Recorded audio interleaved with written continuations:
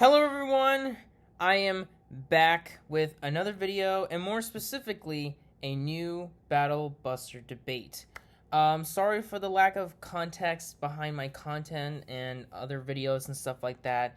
I know things have been a little bit weird lately with all the random uploads, but I have been working hard on this video because I thought it would be really interesting to do, and also I thought it would be fun. So nevertheless, this new debate battle will be a 3 contestant free-for-all between some unique characters. Since Sonic's 34th birthday was about 2 weeks ago, I thought it would be interesting to take 3 characters, all inspired by him, his gameplay, and also his character as well. So today's video will be about Sosh Lilac from Freedom Planet, Spark the Electric Jester, and my very own Rofur the Weasel. We'll be looking at all these character stats and see who would come out on top. But before we do that, first, let's establish some rules. For one, I'll be using the full power of Spark when he was alive. Now, before I go too deep into these games, in terms of Freedom Planet and Spark the Electric Jester, I do recommend watching videos about them, or even playing the games if you want to not get spoiled if you don't want to. So there's a warning: if you don't want to get spoiled by any of the stuff that I say in this video, then go ahead and click off. But of course, if you just want to go and stay and don't worry about that, then go ahead, just stay on. So yeah, without giving any specifics and spoilers of these games, you have been warned. And because something happens in the third game that causes Spark not to be alive anymore, so with that in mind, I'll be using Spark and his feats of when he was alive. And second, I'll be using Rofur before him and his friends meet the gods and gods intertwined. So I'll be using feats of Rofur all the way from Rofur of 1 all the way to Rofur Robot Legion. So we'll be only using Rofur from those games, and that way you can make this match more interesting. So with that out of the way, let's get started. So first we'll be going over Sosh Lilac and what she has to bring to the table. Here's a little bit of information if you want to know. So when it comes to games like Freedom Planet, the main protagonist would easily be around large building to city block levels of power. This is due to the fact that she can easily destroy enemies like this serpent right here, or contend with foes like this character named Spade that she faces that are very big in size or can cause destruction at this level. But moving beyond lower ends, in Freedom Planet 2, Lilac faces off against a robot dragon thing called Bakunawa, as shown here, who is sated to eat the moon by atomizing its matter. Lilac can contend with this thing and even take its giant laser, easily putting her in the moon level plus ranges of power. At the higher end, she would be at the planetary regions as with of course a stretch of the feet, but more importantly, giving her attack power, which is a potion that gives her a 20% increase in damage output. If you were to go ahead and stretch it out to those planetary ranges, she would get there through this type of potion.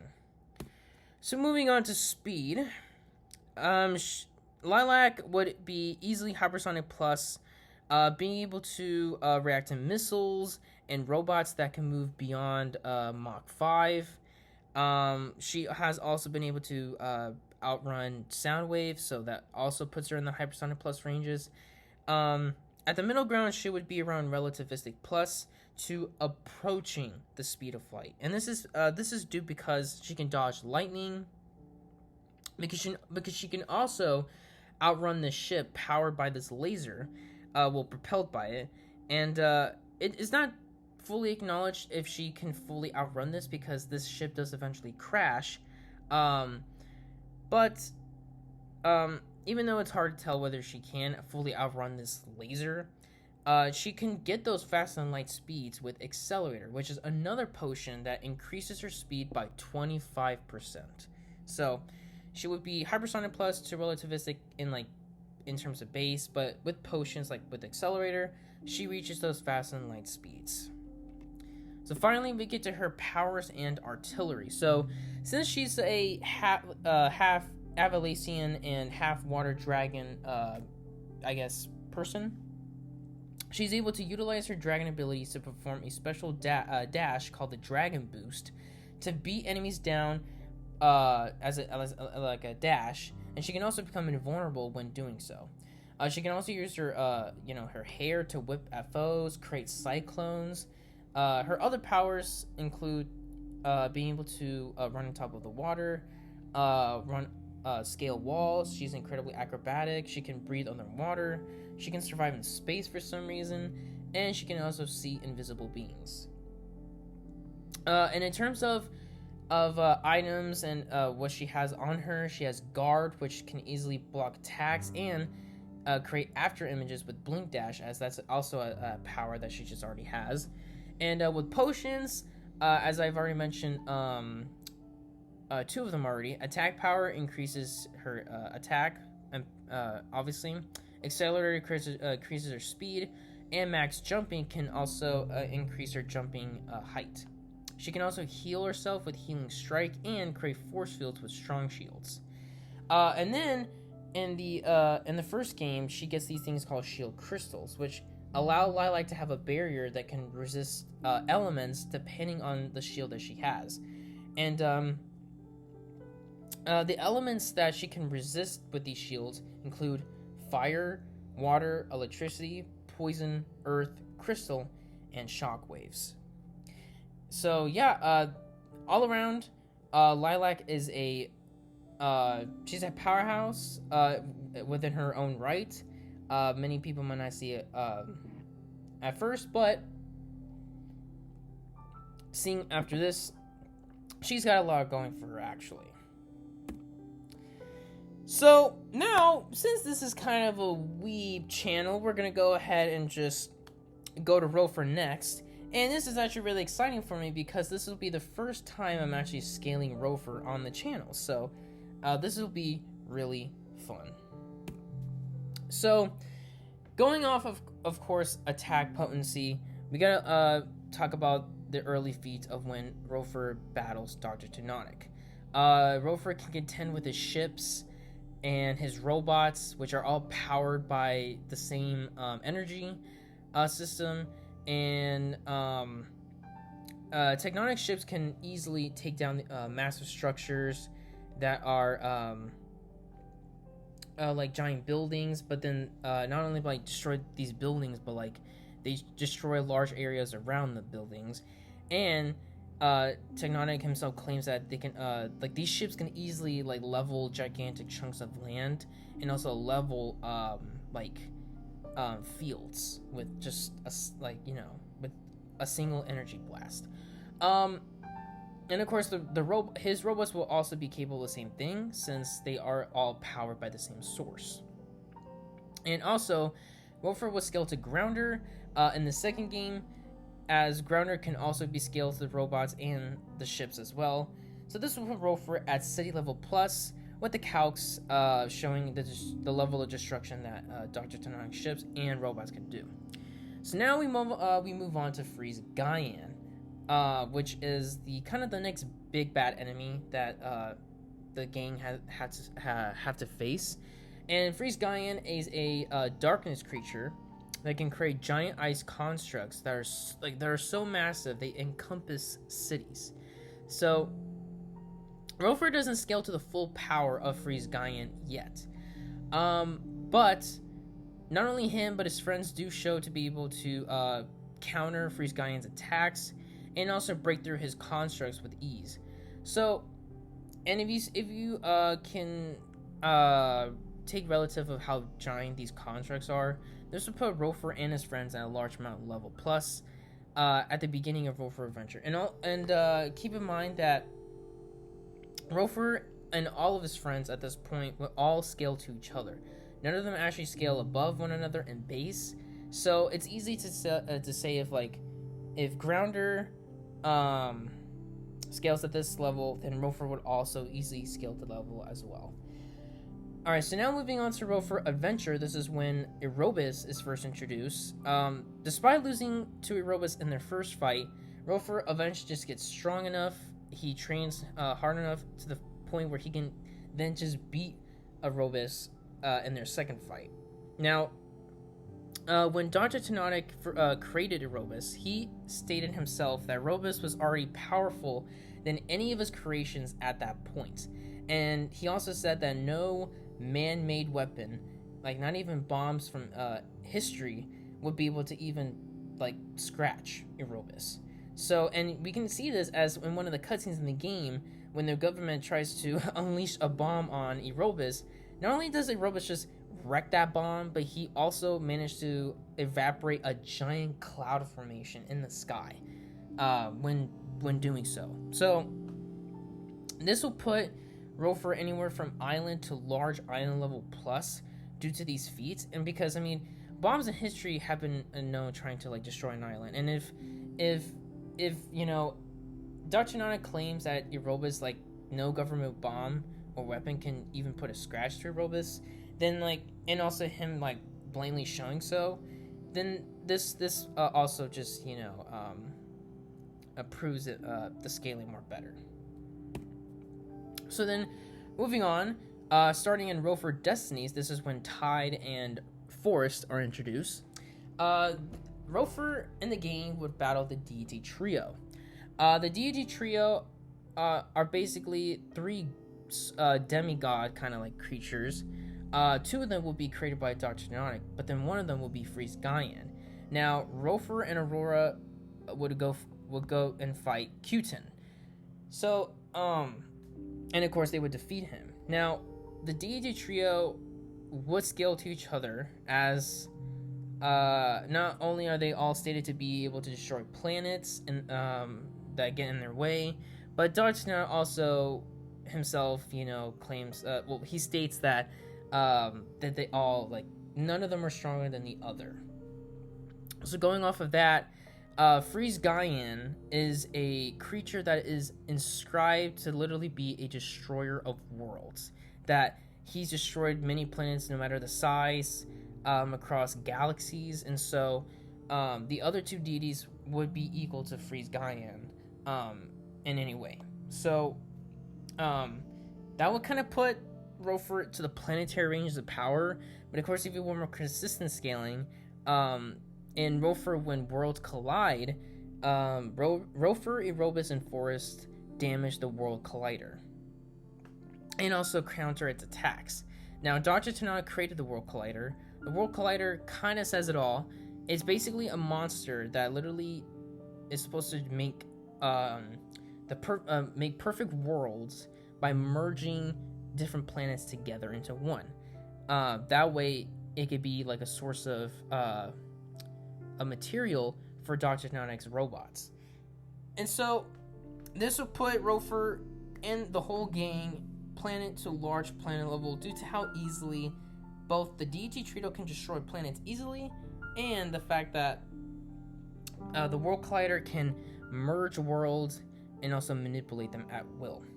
So, moving on to the final piece of scaling for Rofur, he was scaled to Metal X at the end of Robot Legion, and Metal X at this point was able to destroy a star in a few seconds just by going through its core, like going just like through a star, and then that's what caused it to blow up in like so little time. And not only that, but like this was like where Metal X and Dr. Nanak were like in a different galaxy, and like they're like sitting on this planet, and Metal X like decides to like go to a star, go through it, and then it blows up, and it causes like another planet to also blow up. So this would put Rofur at large star level. Just how fast Metal X was able to like not only go to the star, but like how fast it blew up, and also blew nearby planets. So Rofur gets pretty crazy at the end of this. Even if that's not too crazy, it's still pretty, he still gets pretty powerful. So then moving on to speed, Rofur can react to lasers and electricity from both Dr. Tenonic's ships and from his robots. And of course, Rofur was scaled to his friends, as they've been able to do the same thing as well. Aerobus was scaled to be 15 times stronger than any of his robots that Dr. Tenonic had created. And Rofur has managed to fight him twice, and would scale to him, obviously. But then also Rofur was scaled to the deities, which Freeze Gaian himself is a creature that can literally fly through space and dodge lasers while flying through space in mere seconds. So that is easily some FTL to MFTL. So in the final piece of scaling would obviously be the statement I said earlier, where Metal X is able to fly from a planet to a star in just seconds, and also blow it up at that time too. So this would put Rofur speed anywhere from 119 times to 352 times the speed of light, which is still massively faster than light speeds. So moving on to powers and artillery. So Rofur is a Yindin, and so being one grants him to have extremely keen senses like hearing, smelling, and reflexes. So, and this makes Rofur, he can, hear things from far away. He can also hear things underground. He can smell things from like miles away, and he has incredible reflexes. And so, Yindin are able to get stronger through training and battles, but since Rofur is a Weasel, he can control a specific life force energy. Now, every Yindin species, well, basically Yindin themselves, they can control a life force energy that flows through them. And being a Weasel, that means Rofur can control Cosmo Power, a life force energy specifically for Weasels.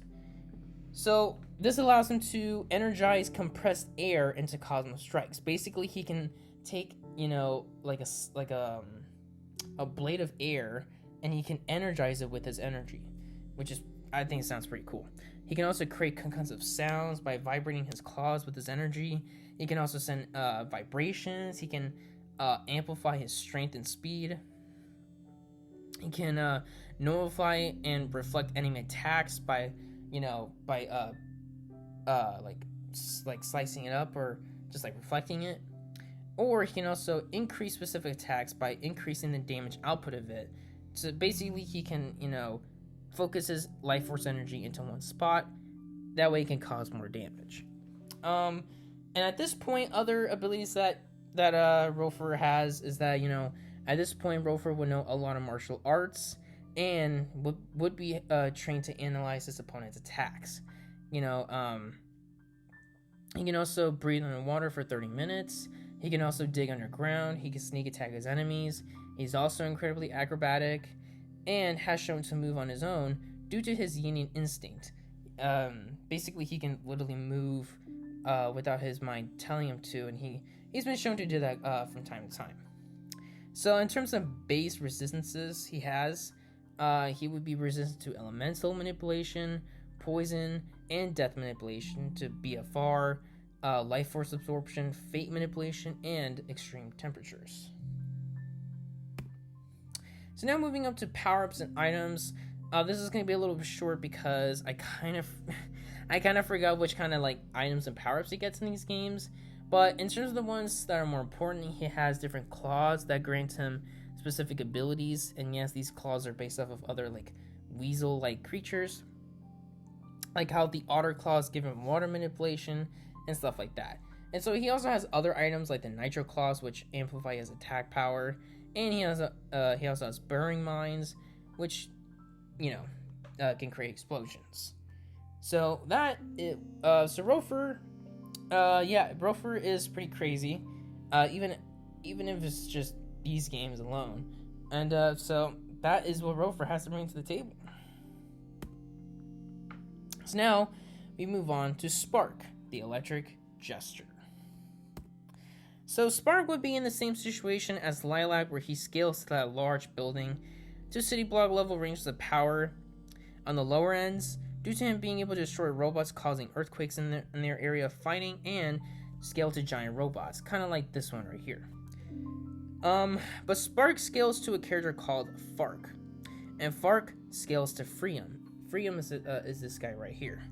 Freum was the leader of a robot invasion in these games, and was a character that claimed to annihilate a whole city with his new body, as shown, as he states himself right here.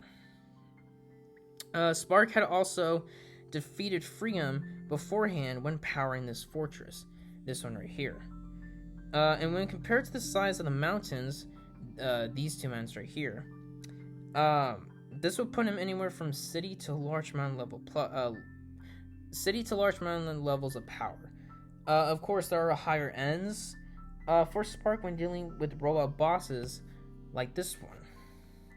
After destroying it, there's many bosses like this in the first game, and whenever Spark destroys them, the explosion itself is able to clear this cloud formation in the sky. This could be up to interpretation, but using this feat would get Spark up to the large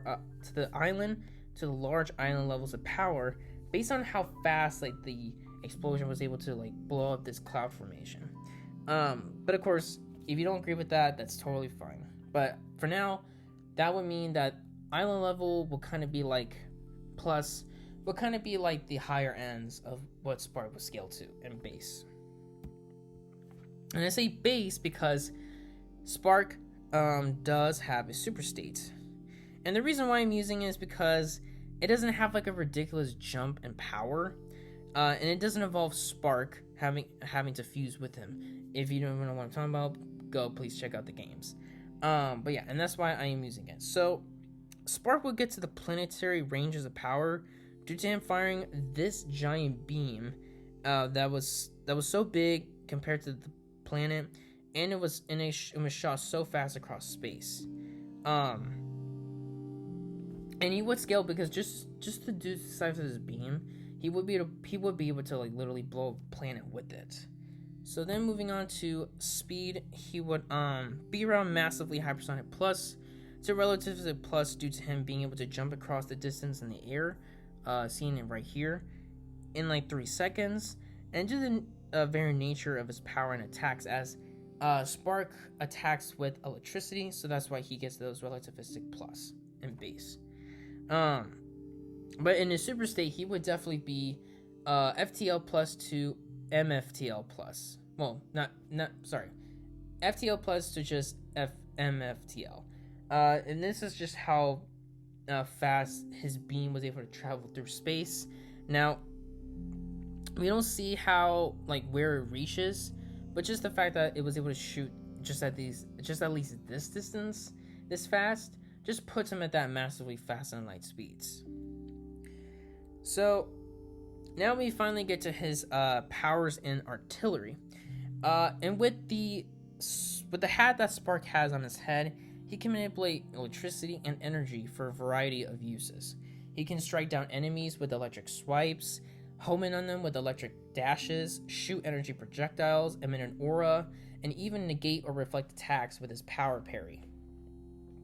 He can also increase the power of his energy and electricity attacks with overcharge, which is like a damage boost, as well as has other sort of abilities which he can also survive in space. He can scale walls. He's a master of any type of weapon. He's incredibly acrobatic. He can teleport with snap portal. He can also have he has enhanced senses with a radar scout, and he can have Danmaku with multi-shot blast. And now we get to things called Jester powers, which in the first game you collect these different Jester hats, which grants him unique abilities. A lot of these abilities he can fly with them, but they also have unique abilities with each of them. So he also has air manipulation with Wind Jester. He has gravity manipulation and levitation with Gravity Jester. He can scale walls with Edgy Jester. He can walk on top of water with board. He can shoot fire with fire gesture. He has magic with magical and mage gestures. He has ice manipulation with cool gesture, and he has intangibility with Reaper gesture and plasma manipulation with his plasma sword. And of course, we can't forget about the super state. Now, the only thing that he has in the super state is that this form drastically increases all of his base stats, and further with his new weapon, he can truly fly in the air now. He's not limited by the ground anymore, and he can travel through space as he wishes. He can also project energy beams and spin like a saw with his new weapon that you see right here. And in terms of resistances, Spark would be resistant to electricity because he can obviously manipulate electricity. He also has resistant to heat manipulation, fire manipulation, and radiation manipulation. All right, so now that we have all their stats and arsenal covered, who do I think wins? All of these guys have shown to be incredibly powerful. They all have unique items and abilities, and all of them, have different powers as well. So who do I think wins in this? Well, in terms of base, this is where Spark sadly goes out first. And this is due because despite having a good baseline of power, especially with the higher ends I put for him, which are the large iron levels of power and base, both Rofur and Lilac scale above whatever Spark has in raw strength. This is because Rofur would already be large star level at this point in base, and Lilac would be moon level plus, with scaling to Bakanawa. So it would definitely be a battle between Lilac and Rofur going at it with their skills and abilities. It would definitely be a battle between them afterwards if one of them managed to take Spark out. But things will get interesting once Spark goes into his super state, because that's when things get really interesting. Even Lilac having a boost of attack power, that it is a bit of a stretch in itself going to Planet level, but having that potion that increases her attack, which is a bit of a stretch, but I'm giving it to her anyways. Spark would already be planetary at his baseline in his super form because of that beam he shot. And of course, he can also boost himself up with overcharge, which also increases attacks. The final battle will be between Rofur and Super Spark. And at this point, this is where Rofur would have to take the win from Spark. Even in his super form, Spark is not invincible in it. It doesn't match to Rofur and his feats. Scaling to Metal X, like I said before, at the same time of these games, Rofur could blow up a couple large stars, while Spark can maybe destroy a planet if based on also interpretation because of the beam.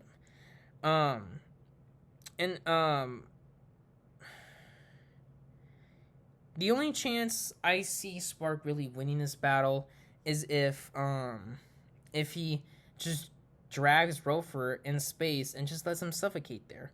But a couple of reasons why this also wouldn't work.